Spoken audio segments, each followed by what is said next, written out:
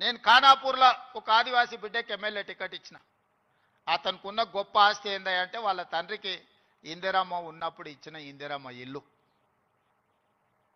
నేను అక్కడ నాగోబా జాతర దర్శించుకోవడానికి ఒక గిరిజన సాంప్రదాయానికి సంబంధించి గుడిని సందర్శించినప్పుడు చైతన్యం కలిగిన యువకుడిగా వాళ్ళందరినీ సమన్వయం చేస్తూ ఒక యువకుడు నాకు కనిపించింది.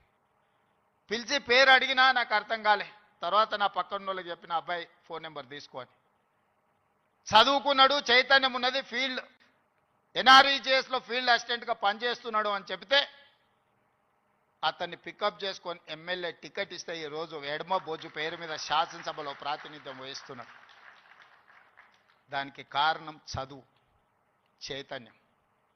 ఈరోజు లక్ష్మణ్ మంత్రి అయినా, కుమార్ వైస్ ఛాన్సలర్ అయినా, ప్రొఫెసర్ కాసిం గారు ప్రిన్సిపల్ గారైనా, ఈ యోగితా రాణా గారు వారి సామాజిక నేపథ్యం మీరు తెలుసుకోండి, వారు ఐఏఎస్ ఆఫీసర్ ఇక్కడ ఉన్న ఇక్కడ చాలామంది రాణించిందంటే చదువు ఒక్కటే కారణం. ఇవాళ చదువును మనం నిర్లక్ష్యం చేసే పరిస్థితి లేదు.